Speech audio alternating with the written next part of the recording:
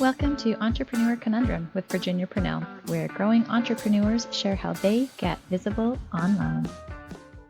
Hey everyone, today I'm talking with Nate Amidon, founder and CEO of Form 100 Consulting, a veteran-owned technology consulting firm that brings military leadership principles into modern software development.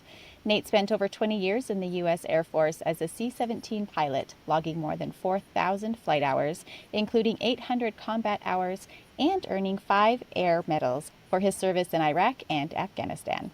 His experience leading flight crews and planning large-scale military operations forms the foundation of Form 100's approach to transforming engineering teams and improving organizational performance. Nate holds a management degree from the Air Force Academy, an MBA from the University of Nebraska, and multiple industry certifications. He now lives in Boise, Idaho with his wife and 3 young kids. When he's not working with clients, you'll find him fly fishing or skiing the Rockies. Welcome, Nate. Thanks. Welcome. Happy to be here. How is your life in a nutshell sound? It's pretty good. It kind of caught me off guard. It's been a while since I've had all that read off. So yeah, it's great. It's great. Like the Rocky Mountains. Right. Anything you want to expand on helping us understand how you got to where you are today? Yeah, I think the experience as a military officer and pilot, it really did shape how we do things at Form 100. A lot of the same skill sets that you learn leading teams and programs and running missions in the military are really desperately needed in the private sector. And that's at the core what we do. So is it more the disciplinary aspect or implementation, or how so? Yeah, it can be hard to describe because what most people think about the military is what they see in Hollywood.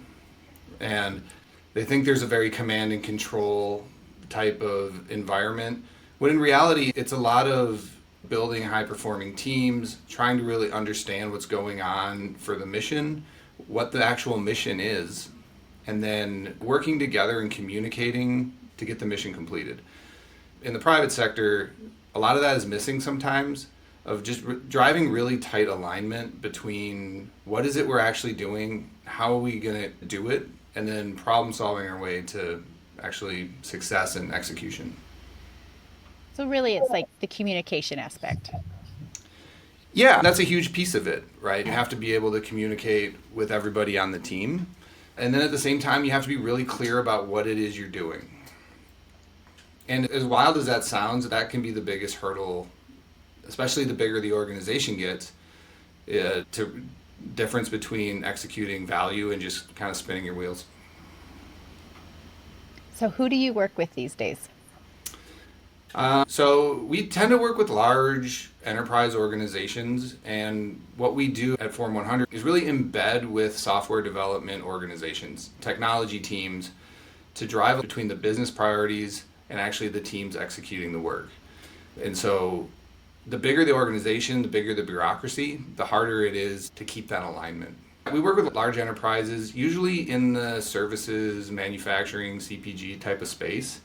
We find that especially in organizations where software isn't their main product, where they didn't grow up doing software, they grew up manufacturing. So they have a different sort of project management mindset, and building widgets is a lot different than building technology. So how do you get in front of these people? Yeah, so I network. That's basically the game, is trying to get in front of more people to really explain how we can help them out. And doing stuff like this, getting out, having conversations, meeting people, and the more and really honestly, it's doing really good work, like doing strong delivery, and that's really how you build your reputation. So do you just network in your local graphical area, or do you do online networking? Yeah, so I'll do both. A lot of the networking piece is through the veteran community as well. We're pretty unique in the software development space. There's not a lot of all former military staff companies that are working in that area. Connecting and reaching out with other veterans, other people that understand and have a better idea of what it is we do, that's really where we focus a lot of our networking. Do you do anything online through social media? Yeah, I'm active on LinkedIn, not so much on TikTok or Instagram. My daughter is, and she said I should be, but I'm not. So do that and try to get more videos out on YouTube, but for the most part, it's more relationship based. So, what are some big goals that you have in the next year or two? Well, we really want to continue to, I mean, obviously, we want to continue to grow out our company and our footprint and our clients. And we want to do that because at the core, we can just really help a lot of clients. We also started this to help former military officers and senior NCOs get into technology and to get jobs because it's really untapped almost talent pool coming out of the military with a ton of great experience. And so we want to expand, just want to expand the footprint, bring on more veterans and help more clients. Are you guys like a global or a national company, or is it just more where you currently are? Well, so we're still fairly small. Okay, I wouldn't call us global, but So, national. yeah, national. I would say yeah, we have clients across the different parts of the country. Especially with COVID, that was a lot easier because almost everything was remote based. But yeah, I would say we have clients across the country, mostly in the Seattle area. I'd say is where most of our clients and company headquartered out of would be the way to say it. And what about the veterans that you would help employ? We like to embed with our clients, and so we'll work with them directly, and they'll work like side by side on a vendor basis with their clients. So they're with the clients in their offices, and so they're all generally where the clients are, which mostly in the Seattle area. Okay. What do you feel is your biggest roadblock from reaching those goals? I think getting exposure and getting in front of clients is the biggest hurdle because you can only do so much through networking. And so really trying to dial in on a better way to get the message out. That's been the biggest hurdle so far. I'd say a lot of times we're the best firm nobody knows about. And so trying to solve that problem has been the biggest hurdle. At first, COVID opened things up because it allowed for people to work from anywhere. And it didn't really matter geographically where somebody lived, if their commute was too long, those types of things. But it also made people less likely to meet up in person. I felt like there was less relationship building. So I'm glad we're starting to come out of that and people are doing more in-person type of things. But getting the message out is really the biggest hurdle. Yeah. So you had talked about companies or clients doing things more old school ways. How well are they receptive for implementing AI into business processes? It's almost like old school way. I wouldn't even classify it as that. I would classify it as just the way their industry operates. So if you're making widgets somewhere and you have an assembly line of widgets, like you're going to optimize for that type of manufacturing process, let's say. But when you're dealing with software development, it doesn't always work that way. It's a lot harder to see the digital widgets because they're on someone's computer or they're in a test environment somewhere. It's hard to mix those two things. And in the software world, there's also this like, hey, it's hard for us to give delivery dates on when new functionality is going to be complete because it is so complex and it's so dynamic. But if you're running a manufacturing company, you're not used to hearing, I can't give you any dates, right? So those two things don't mix. And then as far as the AI piece goes, it's a huge exercise in change management. And there's a lot of hope on one side or hopium on one side, and then there's also just a lot of reluctance on the other end, right? Like people don't want to adopt something that's just going to take their jobs. But in reality, I don't think it will. I think obviously there'll be job displacements, but I don't think that we're going to have a world where there's not people working on teams, and organizations are still going to need that. So when you're talking about AI adoption, like how you position what you're doing is really important. And so our position is always, hey, we're here to enhance the humans. We're here to make humans better at their job, make you more effective in your organization. Maybe that'll result in you needing less people, but likely you'll want to get more stuff done. What can you talk to us about technology organizations needing to drive alignment? When I talked about how manufacturing does their widget assembly line process, it's really easy to see what's going on. And if you can see what's going on, you can tell when things aren't going as planned. And so visibility across that, it's a lot easier to have visibility and clarity so you can be more aligned on what's actually going on. And so a lot of what we do is lower the water level. So leaders and organizations can see where the rocks are, and they can actually make the right decisions with the right information. And it can get so confusing for a lot of these technology organizations. They won't even know what they're doing. Now that sounds weird to say, but you can have teams that, are, or they think they know what they're doing, but they're not doing the thing that the organization thinks that they're doing. And so this breakdown in communication makes it so no one's on the same page for what's actually happening. And so at the core, you have to drive this sort of alignment with teams, with people doing the work and the people paying for the work in an organizational perspective. And that type of alignment can go just from what is it we're doing, but then how are we doing it? And are we aligned on the steps that we're taking, the actions, who's doing what? And these are all like basic, just the table stakes for any military mission and operation. And so I think that's really where we can add the most amount of value, is like we think about this from a mission execution standpoint, and we bring that sort of discipline and rigor into technology organizations. Because I know you had touched on like the veterans in the technology industry.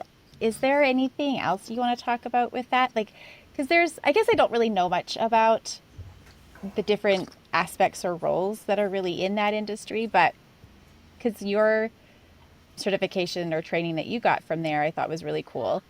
But just in general, or however you would like to continue with that at all. Yeah, so the military, well, there's a lot to say about this, but I'll say there's different branches of the military, and there's different tracks in the military.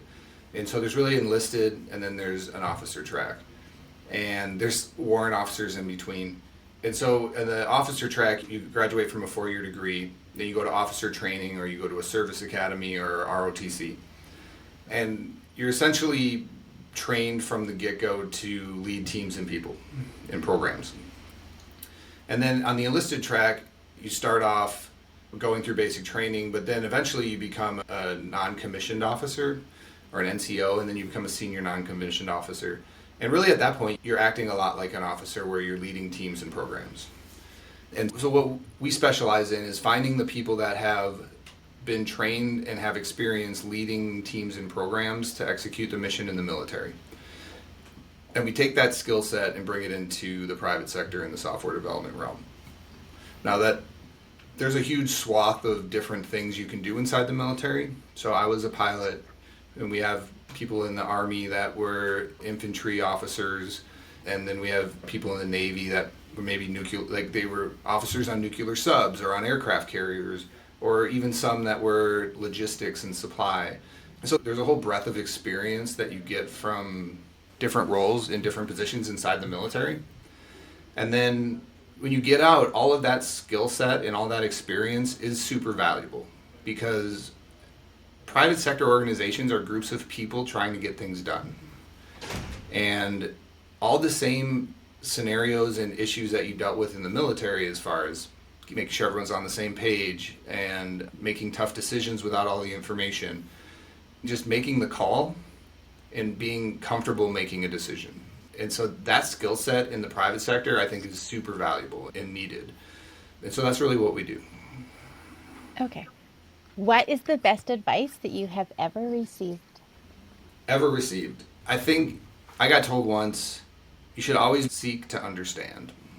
And in the private sector, that has paid off so much. Well, even in the military as well, of really just always having a curious mind on why things are happening the way they are. Like, what's actually going on?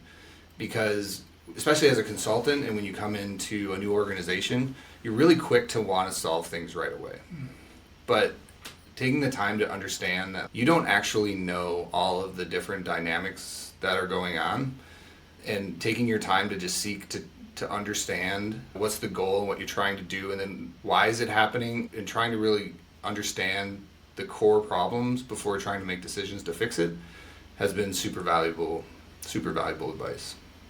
And actually, I'll go on a quick tangent if you don't mind about whenever we go into a new organization, I always have what I call a good idea list. Because like naturally everybody wants to just solve the problem, right? You see something and you're like, oh, I can fix that like right now. And so instead of actually fixing it, I just write it down on this good idea list. Okay, and I just make these notes. I'd be like, I would do this, I would do this, I would do this. And what I almost always find when I work with clients is at least 50% of those were horrible ideas. Because I learned more about the organization. And I'm like, that would have been just a disaster if I tried to fix it with my initial good idea. So taking the time to really understand it and seek to learn is great advice. Do you kind of go in with like a time frame on how long you're going to understand before you start doing fixes? Yeah, it depends on the client and the role and what's actually going on. Sometimes you can go into a team, let's say, and that team is completely dysfunctional and nothing's happening. Like then you might just have to make a call early and just say, okay, let's just start doing something. Generally though, I think you should at least give it 30 days, 2 weeks to 30 days to say, okay, what is actually happening? And the more experience you have, the more you're able to maybe compress that. But I think it takes, to really understand how team dynamics, a program, or to address a problem, it's going to take you somewhere between 2 and 4 weeks. How long do you typically work with a client for? Is it ongoing or for a set amount of time? It depends on the client, but we really like longer term type of engagements that we can embed with the team. And I think that's the difference between what we do and what a lot of maybe consulting firms will do.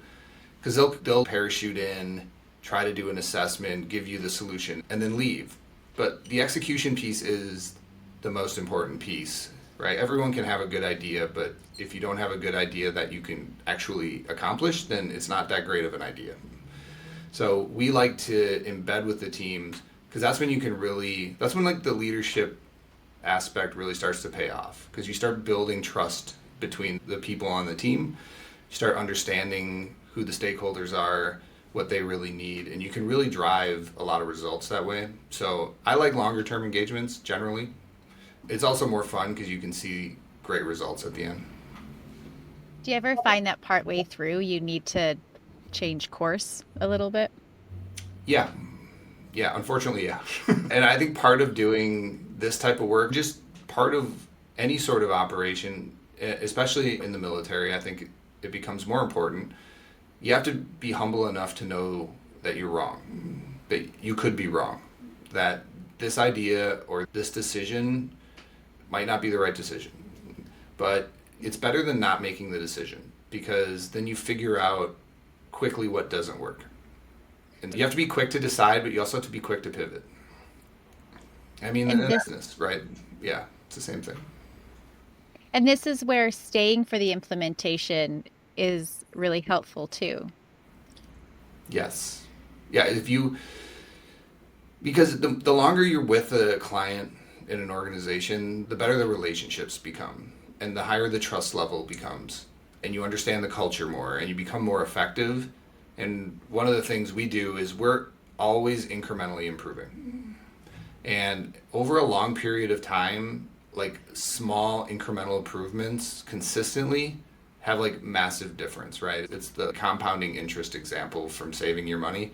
The same thing happens when it comes to organizational performance.